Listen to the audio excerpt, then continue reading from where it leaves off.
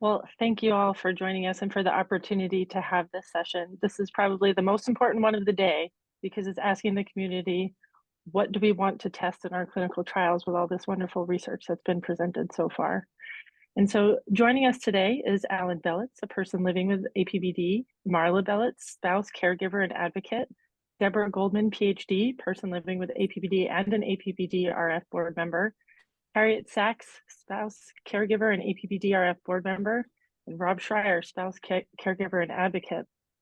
I'm honored to introduce this panel today. We will have 2 individuals living with APBD and 3 caregivers to share their unique experience, offering us an intimate look into life with this complex condition. And so the session is going to go a little bit different than the other ones, where we're going to go through a series of questions and get input from our wonderful panel here. APBD is highly heterogeneous. Each person's journey is different and no 2 experiences are the same. In our discussion, we're going to explore a lot of different perspectives on how APBD impacts individuals and families. Please remember that while our panel offers valuable insights, their experience do not necessarily reflect everyone's journey with APBD. And we're not asking an easy question, what does treatment mean? And how do you define that is really the key here. One of the goals we have is a disease modifying treatment, and there's different ways to approach that for different disorders. A cure would obviously be ideal. If someone develops the APBD and we give a treatment and it reverses and goes away, that would be ideal. But are other versions of a disease modifying treatment acceptable? For example, would a treatment that prevents further progression or disability be good enough? Is that something that's acceptable to the community? And that's something that may come up as part of this discussion. And another option would be, can we entirely prevent it from happening, which would also be wonderful. So let's get started. We have a series of questions that are going to be directed at everyone. And we look forward to sharing your experience and thank you for being so generous today. So for everybody, in one sentence, which symptom would you prioritize for disease-modifying therapy? So I see Deborah has her volume ready to go, so let's start with you. Yes. The symptom that's the most problematic and that I would prioritize for disease-modifying therapy is the loss of the ability to walk. Okay. Harriet. Well, I just need to preface it by saying I wear several hats in this universe of APBD. I am the spouse of an APBD patient, but I am also the decade-long moderator of our APBD patient chat. And in that venue, I've spoken many, many hours with at least 50 APBD patients and 20 or so family members. So with that hat on my head, I'd like to say that APBD families that are looking at cognitive loss, and mine is one, they generally turn away from wishes for treatments to improve bladder and mobility, which we may hear more about. They and I generally prioritize treatments to return cognitive processes. Understood. It is Alan, Alan is up now. Yes. It is definitely walking. Walking. A lot of the symptoms are terrible, but walking is very bad. Very bad. Mentally, it's hard to deal with that. You have something your whole life that is becomes second nature. All of a sudden, it's gone. After 58 years, it's hard to lose it. Understood. Marla, do you have anything to add to that? I agree with Alan. All the symptoms are horrible, but the walking has been the hardest for us, not being able to just walk in the park together. That's the biggest thing that we're working on. And there's so many, but walking is definitely right up there with everything else. We will then move on to our next question, but even in our answers, that reflects what the community also said in response to the poll, I think, as our top within the top 3. So this is important to keep in mind. Okay, so for this next question will be for Alan, Deborah, and Harriet. Have you found any tools or devices that help you manage your condition, and how have they changed your daily routine? We'll start with Alan. Yeah, my tools and devices. I now use an electric bike, i.e. a scooter. I use a rollator because I was using a cane, but when you um, move on to a rollator, the cane, the one-handed balance thing, doesn't work nearly as well as it did before I moved on to the rollator. So now I need two-hand balance. Um, so yeah, the devices that grab bars, very important. Um, and the devices. I use a spring-loaded um, band to lift my legs up when need be if I'm sitting down. Okay. Otherwise, I just gotta pull my leg up on my pants leg because my leg doesn't go up past 4 inches, say. Okay, max. And just keeping a positive attitude. That's not a physical tool, but it's really a tool because when you're happy and stress free, you feel better physically. You really are. You do. So, Thank you for sharing, Deborah.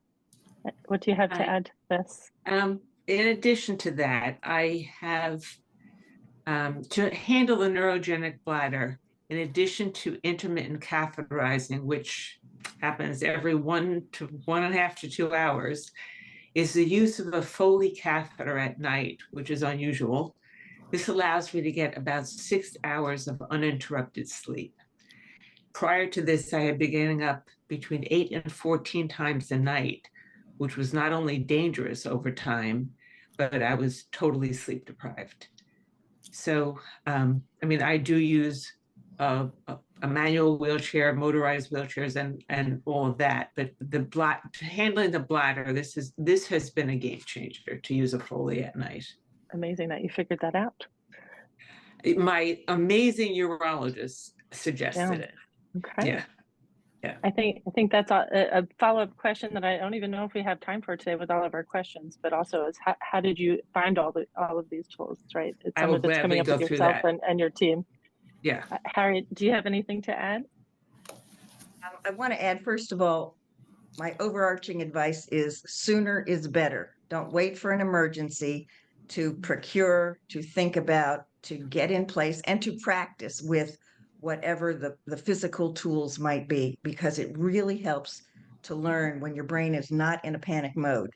So with that in mind, I will just fly through a list of things that our chat group has talked about extensively through the years. um, Number one, make changes in your home, especially in terms of a roll-in shower, changes to eliminate stair climbing, and changes that maximize everybody's energy and safety. So if you think of nothing else, think of that overarching trio. Then when you pull out your wallet, you got to get a mobility scooter or a power wheelchair. The power wheelchair could be off the shelf, it could be prescribed. Rollators and walkers, assistance devices that overcome stairs and uneven thresholds, like platform lifts, stair gliders, threshold ramps. Do it. Hospital beds, they're not just for people who are bedbound. They are enormously helpful when you're getting dressed. They raise and lower. They can help you when it's hard to stand up. They can help you from having to plunge, to the low depths when you sit down. When your legs are misbehaving, you don't know what you're going to be facing to reverse your direction. And they're very helpful for elevating legs that have swelling. And many, many of our patients talk about this. Get rolling shower chairs, grab bars, like Alan said, in the bathroom and any other place in the house. It doesn't just have to be the bathroom. Um, if you can afford it, get a modified van with a ramp. I tell you, the people who care for you and love you will love you even more if their backs are not hurting.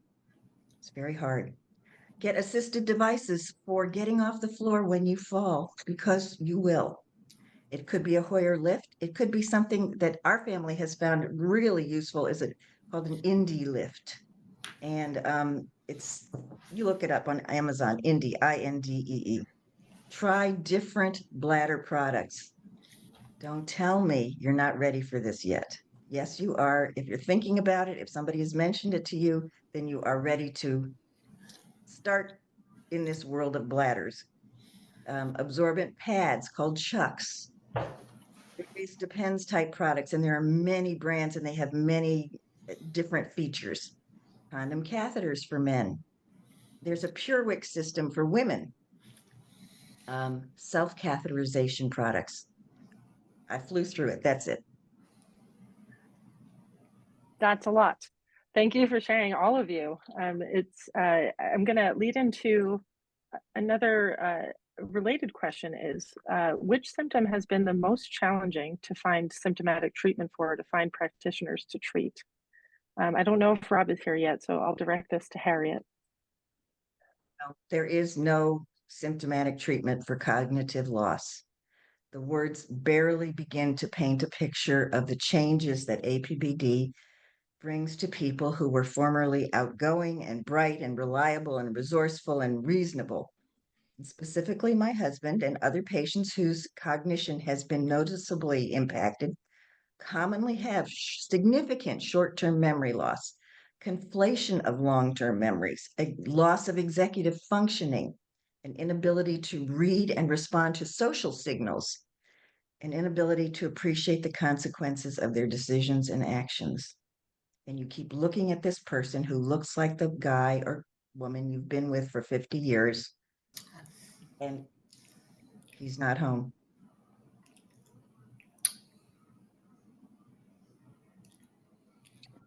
That is definitely something we need to do a better job of. All right, I will, if anybody has any other symptom that has been challenging to find symptoms for, if not, I can move on to the next. Can you share ways in which your symptoms have impacted your social life and or relationships? Can you describe any specific challenges you faced? I'm going to start with Marla. Well, since Alan has had APBD, it's 4 years now. In the last 4 years, it got drastically worse. We used to be able to pick up and go. Now we have to say, we can no longer just say, let's go here, let's go to the beach, let's go to the store. Everything has to be thought out. If we need the scooter, is there steps? Is there an elevator? Is everything on one floor? Because if it's not equipped, you get there and it's horrible. We can't do anything. So this has been very challenging for us. It's been a struggle and at times really mentally very draining. This year, there was some events, very close friends of ours that we did not go to, that we weighed out the pros and cons and we checked out the place and it was just not equipped for Alan to go with his disability and we didn't go. So we're just adjusting to all the new things that are happening in our life. And they're hard, they're every day. And people, they only see the outside. They don't really see the inside like we all do. We see the everyday changes and coping with this horrible disease. Thank you for sharing. Harriet, do you have anything to add? I'll just say a major change for us socially is that now nearly all of our friends come to us. My husband can't get past the stairs, through the doorways, into the bathrooms, or around their furniture. So they are wonderful people, though. I hang out with some really great folks, and they invite themselves over, and they even bring dinner. So that's marvelous. But it's really weird to be the one asking for help or needing help, whereas in the past, I was always the one offering my hand first. So the next question kind of jumps off of this. How does progression hinder you or your spouse's independence? And I'm going to start with Alan. The progression is unknown how bad or stable I'm going to be, whether it be 6 months, 6 years, whatever. So I don't know. Can I plan a trip to Palo Alto, California, wherever, in 9 months? I don't know. It's terrible not knowing. So if my wife wants to go, I say yes today. In 2 weeks from right now, I won't be able to lift my right leg, even less than I do right now. I don't know what I'm going to be like. I could have other issues besides the common denominators. So life, it's not put on hold, but it is definitely not. It's not like it used to be. It's not more. We just book it, just go. Can't do it anymore. Don't know. Yeah. Understood. Deborah, how does the progression hinder you as far as independence? It has hindered my independence significantly. Initially, it hindered so that I had to retire from my practice, which I had no intention of doing at this age. But bladder and mobility interfered so much that I could no longer work. I can no longer stand or use a walker. I can no longer travel alone. It's and to echo what you said about traveling with Alan, I can't go anywhere until I make sure that it's handicap accessible and I can make sure it's X number of hours. I mean, there are so many variables that in many ways it's very much undesirable to me because I've been a lifelong traveler, but it's almost easier to not. And the same thing, Harriet, that you mentioned about people, like I hosted and cooked dinners, and that was my life. And now, for the most part, people come here, they often bring things here just because I cannot set a table. I can't cook for 10, for whatever. But the progression has basically made me use either a manual wheelchair or 2 different motorized wheelchairs. I have a collapsible one that I can put in a trunk and I can go into an apartment or in a restaurant, and a larger one that I use kind of as my car when I go out of my apartment because I now live in the city because I couldn't do steps and had to move. And that's fabulous. And I can go on and off of buses and in and out of stores and really anywhere. Several years ago, my neurologist, Dr. Harano, had suggested I get fitted for a motorized wheelchair. And at that point, I was using a cane. And I said, a motorized wheelchair, like, I'm never going to need that. And I went, and it was a wheelchair that I thought I will never get in. And unfortunately, I did. It sat in my apartment for 3.5 months before I ventured into it because I felt like I didn't want to be identified with that. Now it is a saving grace. It is my mode of transportation and it's pure independence. So. Thank you for sharing. Harriet, do you have anything to add to this? Yes, in terms of independence, I would like everybody who's with us today to think about the loss of independence that accrues to APBD patients who have lost their hearing or their vision or their ability to speak and swallow. It's mind-boggling, and they exist. I know them by name. I am here today, though, to speak for patients like my husband who have declined cognitively. My sense is that most families try very hard to create an illusion of independence at first, but then the burden becomes intolerable. It's unsustainable because the person with APBD is clearly not operating at their former capacity. And the losses snowball, and the family may find themselves managing a 3-year or 4-year-old who resides in an adult body. It's very hard. You cannot pick up the 3 or 4-year-old and redirect them or put them in another place. They are adults. And I'll just also add, it's not 24/7 that they are 3 or 4 years old.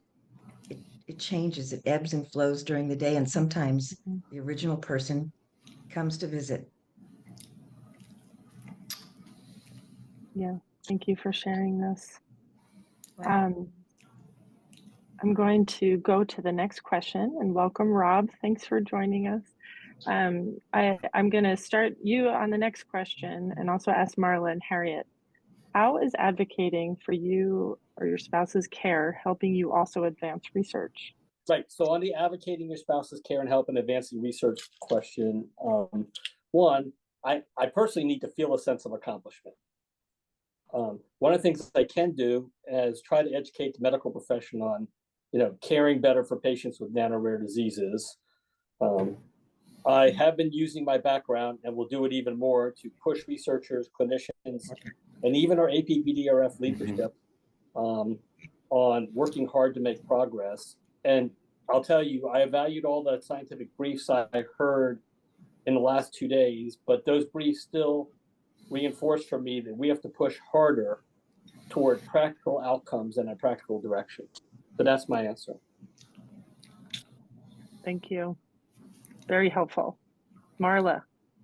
Mine's a little different. Honestly, I don't believe ever totally everyone wants to adapt to this new situation, but we have to for our partner and our mates. We have no choice. I keep following research, reading research, hoping to find something new to help Alan in different ways. It's just very challenging for us.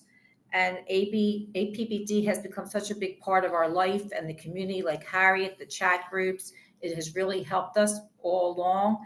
And I just hope in the future that people find, cures for the future for all these people, because it does really affect your lives in every way. And my children and my grandchildren were all supported, but it's very hard and we need the research done and a cure. Well said. Harriet, anything to add?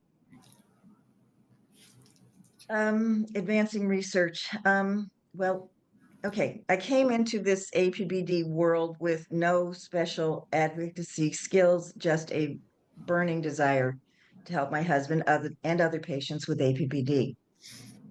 We have to beat this devastating disorder. So our foundation at the time was running then and even now on a very, very tight budget, superhuman efforts by a small number of volunteers.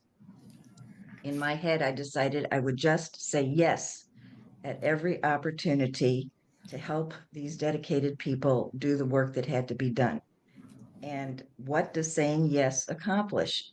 And I do have two little stories. One is about 11 years ago, stepping way, way out of my comfort zone, I accepted an invitation to moderate our patient chats. It happened every month. I believe we have created a place for our people to have safe conversations, to share, and to think about workarounds for the many challenges in their lives. And in due course, our far-flung patients became a community. They know each other's names. They know the sound of each other's voice. We don't usually have Zoom meetings. It doesn't matter. Most of our regulars know who's on the line within a few minutes of saying good evening, a few moments of saying good evening. So this community of ours has reached into allied disease foundations and researchers and pharma leaders, others. They all recognize that we are cohesive and quickly mobilized. When P for APBD came up, we showed up. Second little story was about 10 years ago. Again, stepping way outside my comfort zone, I became the co-captain of a research fundraiser. Many here at the conference today have heard of it, have sponsored it, supported it, benefited from it, worked with it. And I'm speaking of Penn Medicine's $1 million bike ride for rare disease research.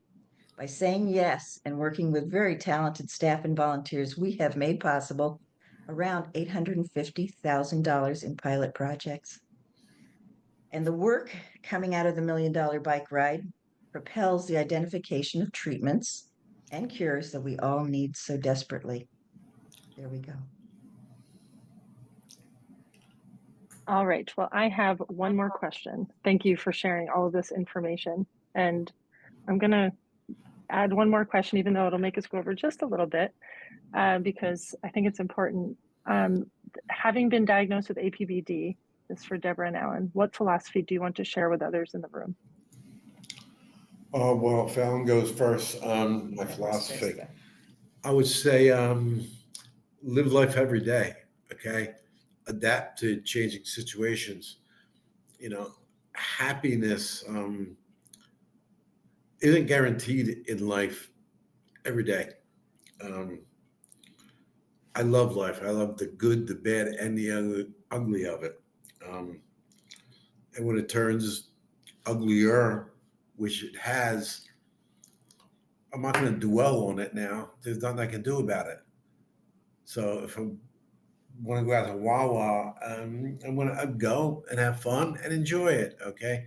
Enjoy my cup of coffee. Yeah, I'm sitting on an electric bike scooter, but I'm still hanging out in the corner at 8th and Chestnut and doing it. Okay.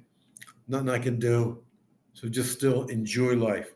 The only thing guaranteed in this life, as a professor once told me, is taxes, war, and prostitution. Only 3 things. Everything else is crapshoot. So, whatever. Enjoy life. Thank you. Deborah. At some point in life, we all become aware of mortality. To live a well-adjusted life, we have to put that information somewhere on the back burner. By nature, I am a person who figures out a way to make it happen, no matter what the it is. Having APBD requires a certain amount of adaptive denial. It helps me to live my best life by not focusing on the medical realities. However, recently, the physical manifestations of disease progression have moved faster for me than my denial. The psychological back burner has become less robust as the physical reality has worsened. For those of you with this disease, time is not on our side. We are all getting worse. We are having more bladder issues, difficulty walking, and a variety of other symptoms. There is a sense of desperation that we all feel. We desperately want a treatment and a cure. On one level, I say, live your best life, do everything you can while you can. And to all the researchers, scientists, and clinicians, I want to thank you for the work that you are doing to understand and cure APBD. Thank you for sharing this.